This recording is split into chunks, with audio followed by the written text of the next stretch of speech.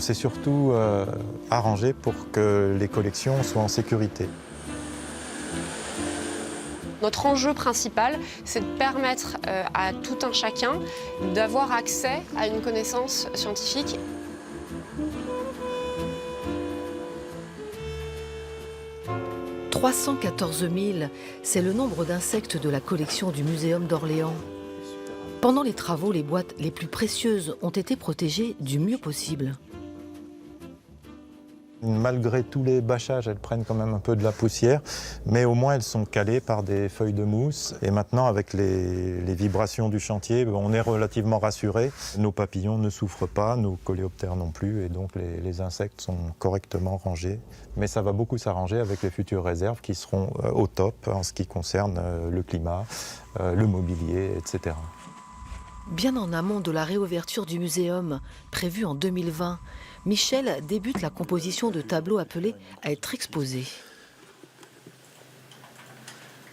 On est en Asie du Sud-Est en gros, mais il y a également des papillons d'Amérique du Sud, des papillons de la région australienne, et donc je fais un petit panachage. C'est pour montrer la diversité, mais également pour montrer les plus belles espèces.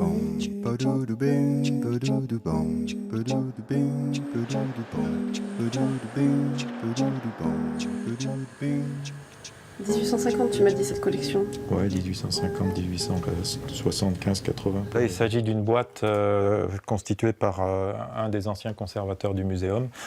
Et ça date des années 1850-1870. C'est la traçabilité sur presque 2 siècles. Et du coup, c'est ce qui est passionnant, c'est ce qui permet de faire des études sur le long terme et de s'apercevoir que les faunes, les flores aussi, quand on parle des herbiers, ont beaucoup évolué. Alors tu vois, là, dans la collection Auvert là, de 1850 à 1870, il y a une étiquette, var. Donc à l'époque, si on voulait trouver cette espèce, il fallait aller dans le Midi. Autrefois, c'était une bête beaucoup plus méridionale. Et en effet, là, on peut parler des effets du réchauffement climatique pour expliquer sa migration. Il y a beaucoup de monde qui travaille sur les insectes sur notre territoire et de donner en fait à chacun la possibilité de comprendre quels sont ces changements, quels impacts ils ont sur nos écosystèmes et sur nous aussi par ricochet parce qu'on fait partie de ces écosystèmes.